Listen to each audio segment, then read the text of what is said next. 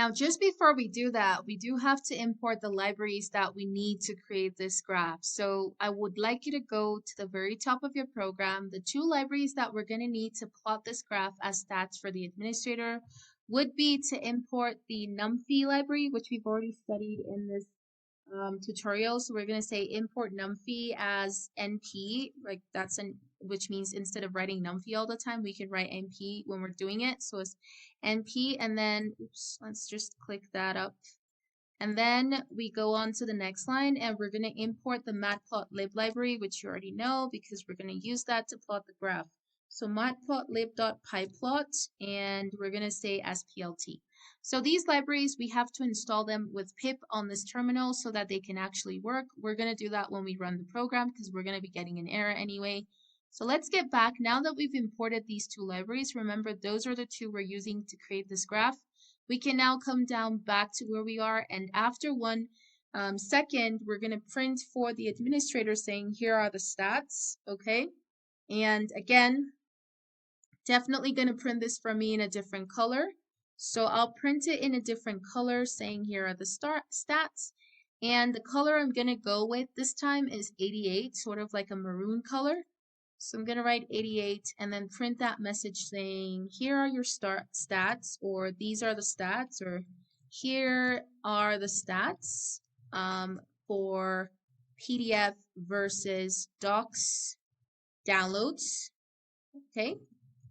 And that's what I'm going to do really. And then I'll just print. You can put any message that makes sense to say that you're showing them the stats for how many people have downloaded the docs as opposed to the PDF, or the PDF as opposed to the docs. Now, we need to create a variable that we're going to use to open up the file. So I'm going to call this one file1. We're going to open the file, which is obviously the one for the PDF count, right? We have to open that file so we can be able to read the information in the file, which is the number, and use it to create the graph. So I'm going to say PDF, okay, underscore count dot txt. I'm going to pass the read command so I can read from the file. And then I'm going to open up the second one, file2, and that's going to be for the docs count, okay? Make sure you're writing the names of these files properly. So if you don't know the names, look at them on the left side. So that I'm also going to pass the read command. Now, I need to create some sort of dictionary, okay? Some sort of dictionary. And the dictionary is going to indicate what I want to show on the graph. So I'm going to create a dictionary called data. And in this dictionary, I want to show PDF, like show the administrator the PDF, how many people downloaded the PDF, as opposed to how many people downloaded the docs. So I'm going to show PDF so they know that that's the section for PDF. We're going to make like a bar graph. That's what we'll do. I think that's the best graph that can show the stats. So the bar graph would show how many PDFs. And how do we show that? Remember, we're going to show it by, actually, this has to come out of here. You got to put it here. That's like, so the PDF is like the key in a dictionary. And you can learn more about dictionaries perhaps in our upcoming tutorials. But PDF is what we call the key in a dictionary. And then the value means what it's going to contain as its value. So we're going to convert again. Remember, the information that we read from this file1, we'll convert it into an int. So it actually is able to get graphed as a stats. We have to make it an integer as a number, not as a string, so we can create a graph for it. So we're going to read line, which means we only need to read the first line, of course, as I've already said. And then afterwards, we're going to do, once we've done that, so we've done the read line part, and we have said we're reading that line to show the number. Then we're going to put a comma here so we can do the next one, which is going to be for the docs, right? So you can use the AI suggestion here. I think it does give you a suggestion. It's kind of the same thing. So the only difference is this is docs and you're reading the information from file 2 because that's where you're reading the number that's stored in the docs to tell you how many people downloaded the docs file. And then don't forget to close your curly brace. That's for the dictionary. So we basically just created a dictionary here. So after that, once we've done that, we store the information. We're going to create some I'm going to call it values1, a variable that basically just gets the keys from this dictionary as separately. That will be on our bar graph, so these two keys, and gets the values separately that will be corresponding to those keys. So we're going to use list because we're going to convert this dictionary into a list. And then we're going to say the data, which we basically use to create the, the the dictionary, dot keys. So this means it will store the keys that are in that dictionary. And then we're going to create another variable called values2 that would store the values in that dictionary. So I'm going to say list open parentheses and then data.values.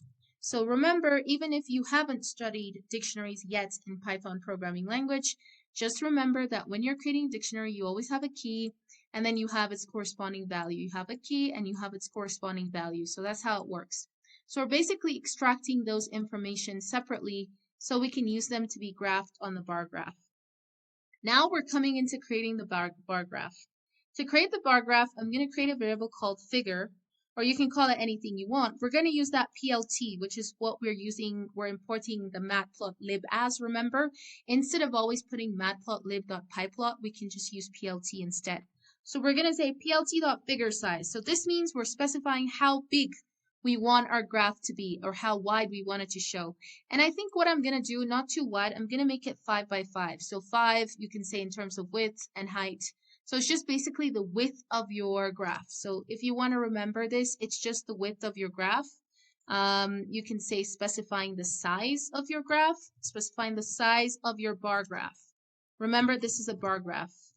Okay, we're making a bar graph, but you can make any sort of graph you've already learned in this tutorial. It can be a pie chart, it can be a straight line graph, whatever you want. So now we're going to do this plt.bar, and because it's a bar graph, we say bar, and plt because that's how we create this bar using the Matplotlib library. And we're going to say we're plotting the values 1, which is the keys, against the values, like against its values. So that's why we're going to say values 2.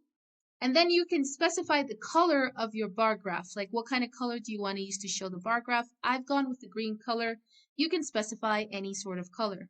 Now to finish off this graph, we have to specify its title. So what's the title of the graph going to be? You can say PDF versus docs downloads. I think that's an appropriate title. You can go for the plt.x label. So that means on the x-axis, what do you want to show? And I'm just going to show something called document formats because that's where the PDF name is going to be and the docs name is going to be. So on my x-axis, it's going to write document formats. And then on my y-axis, it's just going to write downloads. That means how many people downloaded them, or you can say amount of downloads. That also works. Whatever you want to label on your y, because the y is the part where it will contain the numbers. And then finally, once you've done that, you've put the title, the X and Y label, you can now save this graph so it's downloaded so that the administrator can be able to see the graph. So we can save it. We use this plt.savefig, and you keep the name of your graph. So I'm going to just call it stats.png. Okay, so that's going to save the graph automatically. And that's pretty much it, really, for the graph part. So that's all that needs to happen to be able to generate the stats and save it as a graph, which we're going to test. Now, before we test it, let's finish off this last part. What about if the administrator, let's get back to the beginning again. What about, again, if, like we said, the administrator does enter an admin username, but does not enter its corresponding password? It enters something maybe like this by accident or, coincidence, whatever it is. It enters a password that does exist, but it's not its corresponding password. Should they be given access? And the answer is no. So we're going to have to do an elif for that part here. We're going to say elif, of course. And this is where we do the elif. So elif, if they don't match, we're going to say if index 1 is not equal to index 2, make sure on the save line is where you did the if. If they do not match, then I would like to print something saying access denied or something like that. You can actually use the suggestion from the AI here, a very good suggestion where it says access is denied, and then after 1 second it tells them they will need to restart the program and enter the correct details or credentials. And we have this exit keyword, which just basically means exiting the whole thing, the whole console. Now let's go back to the first part. So that was the elif for if in case they do enter, that the administrator does enter an admin username and the password, however, they don't correspond to each other. That's the validation in case if that happens. What about in a situation where the administrator does enter a username or a password that does not even exist in any of these files, or you can say databases, systems? What would happen then? So we have to do an elif for that as well. Okay, so that has to come on the same line as where you have this if they are existing. What about if any of those are not existing?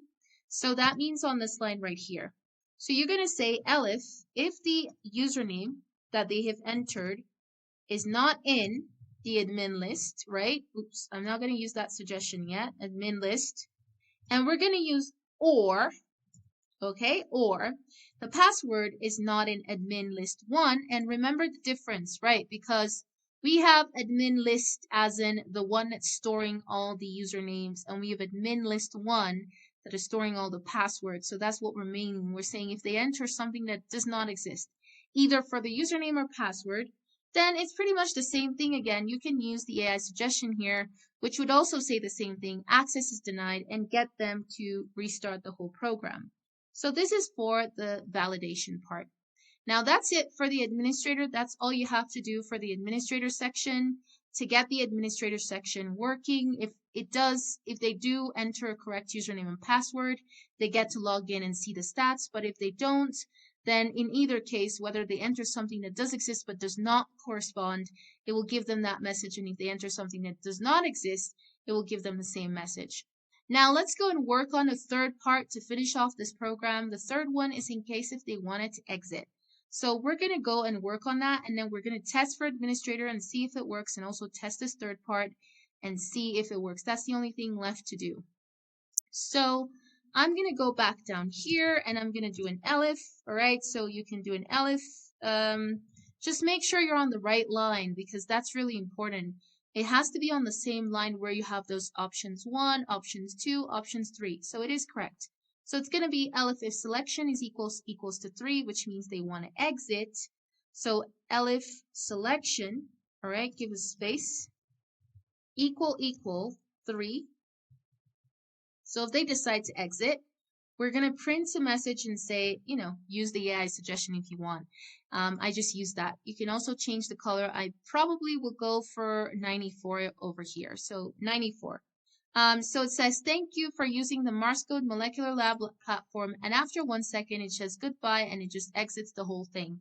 So that's pretty much it. That's all you have to do for this program. So now let's run it and see if our stats is going to work. So first, I'm going to save the program. Make sure you save it and then click run and then get it to run. So I'm going to take it all the way up, right? Okay, so it gives me this error. As I told you guys, we have to install this Matplotlib library and we have to install the NumPy library as well. But let's do the Matplotlib. So install. So you just have to type it in here, pip install, and then you say mat. Make sure you spell it right. Plotlib. That's all you're going to do and hit enter. And it's going to install for you the library for you to be able to use it. And then try running it again. If you do get an error, then it means that you have to install the NumPy library as well. So let's run it again. Okay, it runs properly. Doesn't tell me to install anything else. So I'm going to go to user 2. Oh, I actually should have gone to administrator, but that's fine. Let's say I'm a new user and I want to do number 1 format. I'm going to do CO2 and that's the compound. I'm going to say yes. I'm going to say Pauline. All right, that's the name. I'm going to say I want to download this as a docs format, and it will download it as we already know. So all that information is going to be in here again. So I've shown you that before. Now let's go into the administrator section. So again, just to show you, Pauline is going to be downloaded as a docs. You have to open it up and download it for you to see, but it also is downloaded as a PDF, right? So, and as a text, sorry, not a PDF, because I decided to, so this is the text file of it, and then I have the docs of it as well. Now, let's say I'm an admin, right? I want to see the stats. I go as 1 selection. Okay, I'm supposed to enter my username. So if I enter something incorrect, let's try entering something incorrect. Admin, for example. And then I go with the password admin 24. Now, this is saying access denied and it's not letting me in. So I'm going to run again. And by the way, if you want to see the docs count, it's now going to count 3 because Pauline has downloaded hers as a docs. So let's run it again and let's try to go directly as an administrator. So I'm going to go as an admin. Now, let's say I enter a username that does exist, right? I'm going to take this down so you can see. So this is the username here. I'm going to enter that username. Admin 2024 exclamation. And let's say I enter the password, but it's not the corresponding password. I entered this password instead. It's not supposed to give me access. So I'm going to write admin, and then it's 24 exclamation and then hashtag. So let's see if I get access. It says access denied, so it doesn't give me access, even though they both exist in the files. Now let's run it again, and this time let's try to run it with the correct username and password. So admin, I'm going to go as the username was 2024 at, right? And that was the username. So I'm hitting enter, and now the corresponding password to it is this one here. So I have to enter that password. It's admin underscore 2024 at. So admin, right? Oops, let me do that again. Underscore, and then you can see 2024, and then we have at. So you can see access is granted, and it says welcome admin 2024, and it just tells me here are your stats. So the stats is going to be this picture basically that contains all the information of basically what we have. And as you can see, it is giving me the correct information of how many people have downloaded the PDF as opposed to those who have downloaded the docs. We can see that the stats is working. I have 4 people, right? Because if you go back to the PDF counts document, let's get back to that document, you can see that there's 4. So it does get me the right stats. So there's 4 people in the PDF download, and as opposed to the docs, there's 3 people. So this stats is showing the administrator how many people have downloaded the PDF, which is 4, as opposed to how many have downloaded the docs. And all that information we put in here is actually showing. You can see the title, PDF versus docs downloads. Here you can see the amount of downloads, and here you can see the document formats. So this is the stats, and the administrator can download this if they like, and they can view it. So yeah, they have options to download. Now that's pretty working fine. Now let's try the last option for this program before we move on. The last one is, what about if we decide to exit? So we're going to run it again, and let's see if we decide to exit. So I'm going to go perhaps as a user again, and then from here I'm just going to exit when it does ask me. So I'm going to go with number 2. I'm going to go H2SO4, for example, and then I'm going to say yes, and I'm going to say zebra here. This is a funny name, but I'll use it. And then it just basically creates that information, and it says, do you want to download it as a PDF? I'm just going to say PDF, and it does download for me Zebra PDF, right? We can see all that information in here. Now, if I decide to do an exit after this, I will just exit. It says, thank you for using the MarsCode Molecular Lab platform, and it says goodbye. So that's pretty much it. So everything in this program does work properly. So make sure you check your work really well and see if you've missed anything. Just go back and correct it. But this whole molecular lab platform is working perfectly. Now let's move on to the next part of this tutorial. Programming is learned by writing programs by Brian Kernighan tutorial. And if you don't already know, the next exciting programming project we're going to be working on is creating a science AI lab report generator, which basically generates a science lab report for students. And you can use this. It's an actual lab report generator. It creates a format, downloads it as a PDF document for students or anybody who's looking to create a science lab report, and is a very efficient and effective system. If you would like to learn how to download and how to create this program, then contact us and we can provide you further information of the tutorial for this particular programming project.